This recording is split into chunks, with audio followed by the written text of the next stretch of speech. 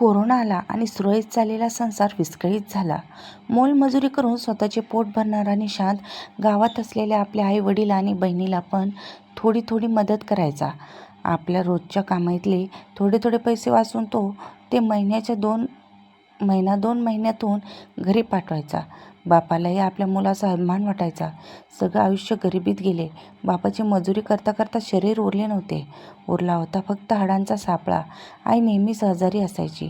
कधी तिला बरं वाटलं तर ती कामावर जायची, पण तिच्याने जास्त कष्ट व्हायचे नाही आणि म्हणूनच तिला कोणी कामावर बोलवत नसे. बहीण छोटीच होती, पण खूपच गोड आणि सुंदर होती. सगळे तिचे लाड करायचे.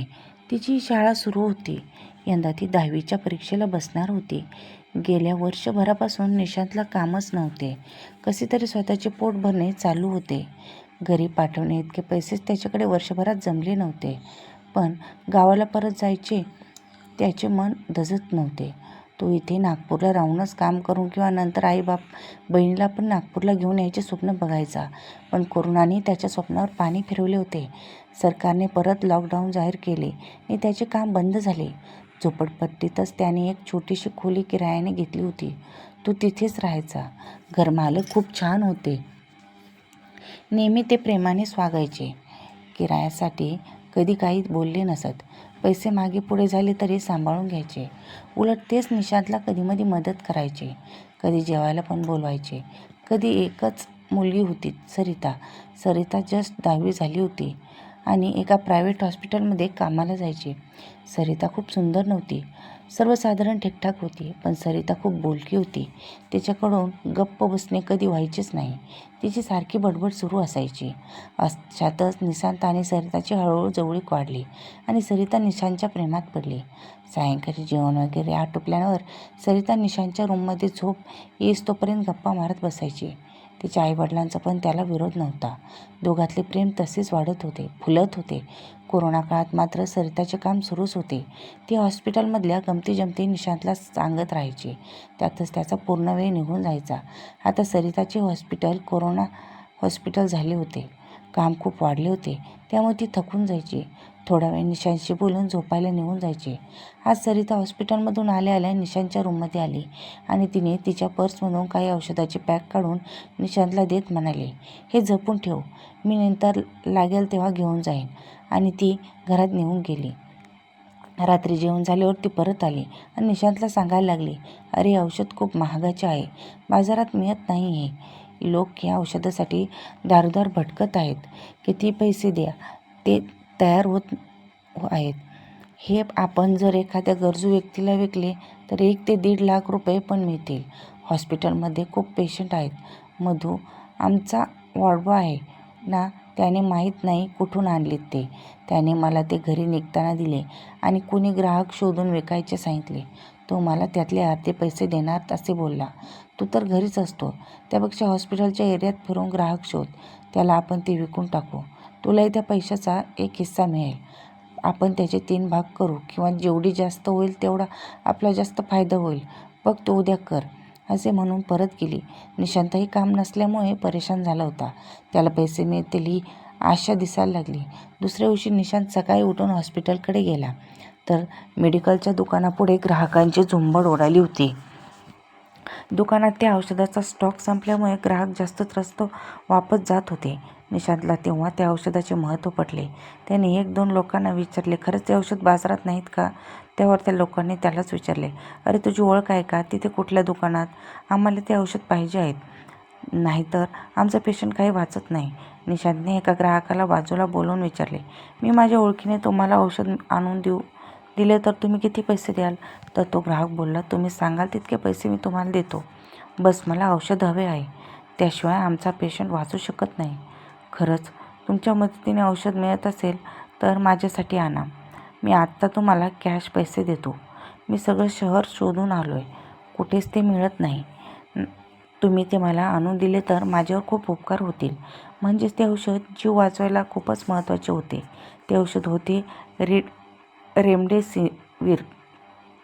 निशांतने त्या ग्राहकाला थोडा धीर दिला आणि विचारले, मी प्रयत्न करतो. तुम्हाला सायंकाळी 7 वाजता इथेच भेटा. मिळाले तर तुमच्या पेशंटचे भले होईल. पण पैसे 1.5 लाख रुपये लागतील.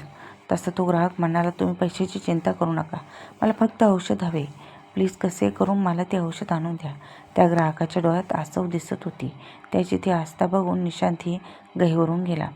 मी करतो तुमचं काम, तुम्ही सायंकाळी या असे सांगून घरी परत आला. आता सायंकाळी निशांत सरिताची वाट बघत होता. ती केव्हा परत येईल आणि तिला घेऊन आपण ते औषध त्या ग्राहकाला देऊ असे त्याला झाले होते. त्याला त्या ग्राहकाच्या पेशंटची चिंता वाटायला लागली होती. त्या पेशंटला देव वाचव रे असा धावा तो देवाजवळ करत होता. त्याला त्या ग्राहकाच्या डोळ्यातले आसव स्वस्थ बसू देत नव्हते. वारंवार त्या ग्राहकाचा चेहरा त्याच्यासमोर येत होता. त्याची चिंता त्याला आठवत होती.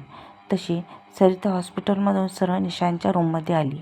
ती परत एक बॉक्स आपल्या पर्समधून काढून निशांतच्या हाती दिला आणि निशांतला म्हणाली, काय झाले, मिळालं का कुणी?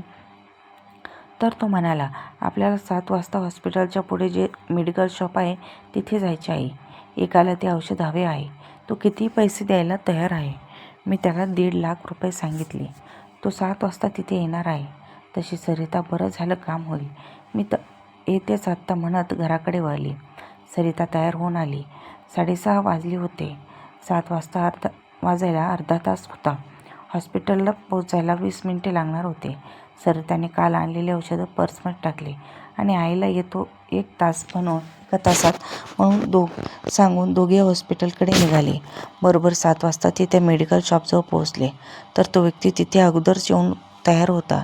निशांतने त्याला जवळपास कोणी नाही असे पाहून जवळ बोललेल्याने औषध त्याच्या हवाली केले. त्या व्यक्तीने पैसे निशांतच्या हाती देऊन ते निघून गेला. निशांत आणि सरिताच्या डोक्यावरचे टेन्शन संपले होते. सरिताने पैसे आपल्या पर्समध्ये ठेवले आणि दोघे परत निघाले.